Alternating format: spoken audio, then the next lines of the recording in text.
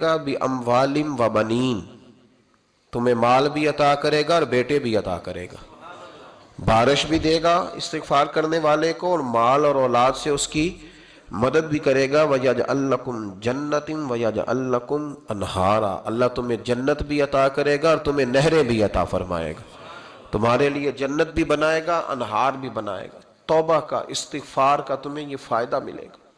ایک استغفار ہمارے بزرگوں نے وہ لکھا ہے کہ جب انسان کو اللہ نعمتیں دیتا ہے تو پھر رب کا حکم ہے کہ اس پر شکر بھی کرے، نعمتوں پر اللہ کا شکریہ نہ کرنے پر بھی استغفار کرنا چاہیے کہ اللہ تو نے بڑا کچھ دیا تھا پر میں شکر ادا اس پر بھی۔ ہمارا تو اب یہ حال ہے کہ جو ہمارے پاس چیزیں ہیں وہ ہم کہتے ہیں یہ تو میرا حق تھا،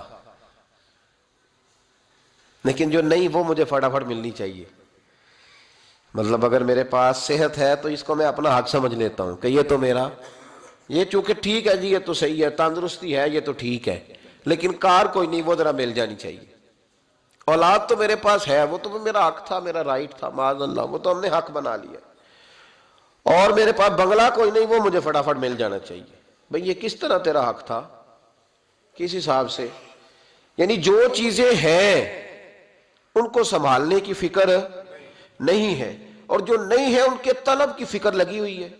شکر نعمت کو محفوظ کر دیتا ہے، شکر نعمت کو محفوظ کر دیتا ہے، اور ناشکری نعمت کو لَئِن شَكَرْتُمْ لَأَزِيدَنَّكُمْ وَلَئِن كَفَرْتُمْ إِنَّ عَذَابِي لَشَدِيدٌ۔ اللہ فرماتے ہیں شکر کر، میں تیری نعمتوں میں اضافہ کر دوں گا، اور ناشکری کرے گا تو عذاب دوں گا۔ شکر نہیں نہ ہوتا، شکر نہیں ہوتا۔ دیکھیں نا، 100 روپے ابا جی نے دیا ایک بچے کو اور اس کو کہا کہ جا دکان سے کچھ چیز لے آ، تو وہ 100 روپیہ اس نے رستے میں جاتے ہی کہیں پھاڑ دیا یا گوا دیا، تو اب وہ والد سے دوبارہ 100 مانگتا ہے، تو والد کہتا ہے کہ پہلے 100 کا تو نے کیا کیا؟ نہیں سمجھ آئی آپ کو میری بات؟ پہلے 100 کا کیا کیا؟ تو وہ کہے گا جی باپ میرا دل کرتا تھا میں نے پھاڑ دیا۔ جوان بچہ ہے، سمجھدار ہے، 12-14 سال کا ہے، میرا دل کیا تھا میں نے پھاڑ دیا، ختم ہو گئی بات۔ تو ابا نیا 100 دے دے گا؟ سبحان اللہ، کتنے خوش ہو کے آپ کہہ رہے ہیں نہیں دے دینا سو، یہ کیسے ہو سکتا ہے؟ بھائی کروڑ پتی والد بھی ہو تو 100 کا نوٹ دوبارہ دیتا کیوں؟ بیٹا نہیں اس کا؟ پیار نہیں؟ کیوں نہیں دے رہا؟ وہ کہتا تو نے میرے پہلے 100 کی قدر نہیں ڈالی، نیا تجھے کیسے مل جائے؟ تو نے خیال ہی نہیں کیا، تو نے جدوجہد ہی نہیں کی، تو نے۔ حضرت مولا رومی نے مثال دی ہے، جناب رومی فرماتے ہیں کہ بغیر محنت کے لوگوں کو اللہ نے نعمتیں دی ہیں تو انہوں نے شکر ہی نہیں ادا کیا۔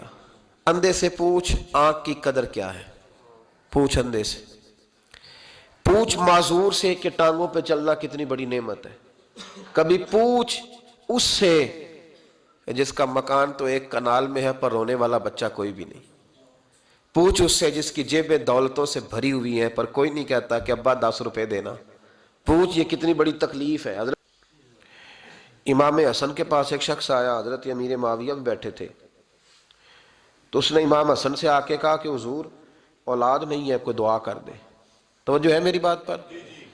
اب بھی لوگ پیروں کے پاس آتے ہیں نا ماشاءاللہ سے، اللہ خیر فرمائے، تو پیر صاحب اگر وظیفہ بتائیں تو وظیفہ چونکہ پڑھنا پڑتا ہے وہ کام مشکل ہے، لہذا تعویذ تو پیروں نے بھی اب ماشاءاللہ بڑی ترقی کر لی، انہوں نے بھی تعویذ چھپوا کے رکھ لی ہے۔ کون لکھے اتنے تعویذ؟ جو کہ ہر مرید کو تو تعویذ چاہیے، انہوں نے نا جی تعویذ پکے چھپوا لیے، کچھ نے مورے بنوا لی ہیں۔ دیکھتا رہتا ہوں، میرا شعبہ ہے نا، میں دیکھتا رہتا ہوں کہ مور لگائی، اس کو باندھا، اللہ خیر کرے گا۔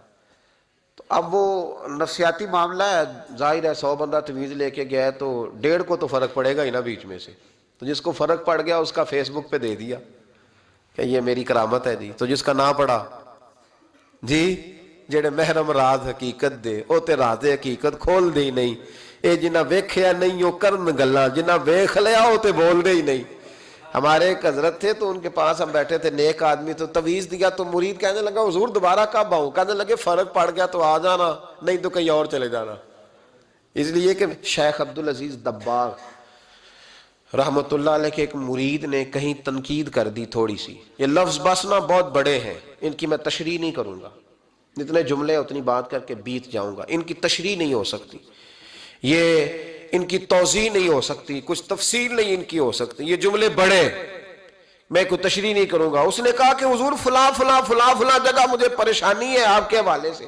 تو آپ فرمانے لگے میں نے کون سا باندھا ہوا ہے, نہیں سمجھ میں بات آتی تو کہیں اور چلا جا.